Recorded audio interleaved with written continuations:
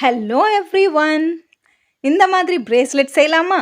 அதுக்கு ரெண்டு பொருள் தான் தேவை. பீட்ஸும் காப்பர் வயர், அவ்வளவுதான்.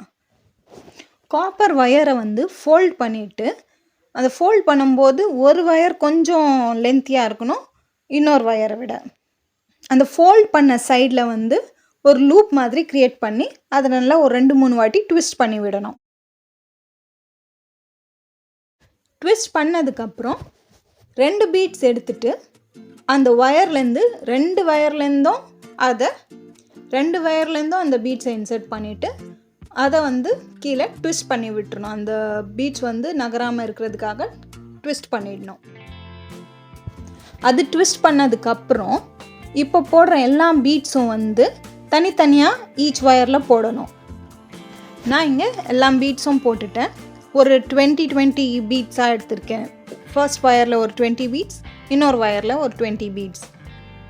இதை போட்டுட்டு இந்த பீட்ஸ் வெளியில் வராமல் இருக்கிறதுக்காக கீழே மட்டும் சும்மா ஒரு ஃபோல்ட் டெம்ப்ரரியாக ஒரு பெண்ட் பண்ணி விட்டுறணும். இப்போது அந்த 2 பீட்ஸ், இந்த ஃபர்ஸ்ட் 2 பீட்ஸ் இருக்கு இல்லையா, அதை மட்டும் வச்சுட்டு கீழே ஒரு ட்விஸ்ட் பண்ணிடணும். அந்த காப்பர் வயரை ட்விஸ்ட் பண்ணணும். ஒரு 2 வாட்டி ட்விஸ்ட் பண்ணால் போதும். நெக்ஸ்ட் மறுபடியும் 2 பீட்ஸை போட்டுட்டு மறுபடியும் ட்விஸ்ட் பண்ணணும். ஒரு 2 வாட்டி ட்விஸ்ட் பண்ணிவிட்டு மறுபடியும் அடுத்த பீட்ஸை போடணும். இந்த மாதிரி பீட்ஸை போட்டுக்கிட்டே எல்லா பீட்ஸும் கம்ப்ளீட் பண்ணணும். உங்கள் கை சைஸுக்கு ஏற்ற மாதிரி நீங்கள் பீட்ஸை இன்க்ரீஸோ டிக்ரீஸோ பண்ணிக்கலாம். இப்போ எல்லா பீட்ஸும் நான் போட்டு முடிச்சிட்டேன். இப்போ கடைசியாக இந்த எண்ட் பண்ணுறதுக்கு ஒரே ஒரு சிங்கிள் பீடை அந்த 2 வயர்லேருந்தும் போகிற மாதிரி ஒரு பீடை போட்டுட்டு அதையும் ட்விஸ்ட் பண்ணி விட்டுடுறேன். ட்விஸ்ட் பண்ணதுக்கப்புறம் அந்த வயரை கட் பண்ணி விட்டுட்டு அந்த லென்த்தியான ஒரு வயர் சொன்னேன் இல்லையா, லென்த்தியாக விட சொல்லி, அந்த வயரில் நம்ம ஹூக் மாதிரி செய்ய போகிறோம். இதை வீடியோவை பாருங்கள், உங்களுக்கு தெரிஞ்சிடும்.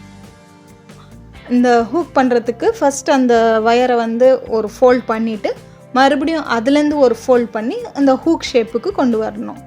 கொண்டு வந்ததுக்கப்புறம் அந்த எக்ஸசிவாக இருக்கிற இதை கட் பண்ணிவிட்டு அந்த ஹூக்குக்கு கீழேயே அதை சுற்றி விட்டுட்டு நல்லா ப்ரெஸ் பண்ணி விட்டுறணும். செக்யூர் பண்ணிடணும். அது குத்தாமல் இருக்கிற மாதிரி நல்லா ப்ரெஸ் பண்ணி விட்டுருங்க.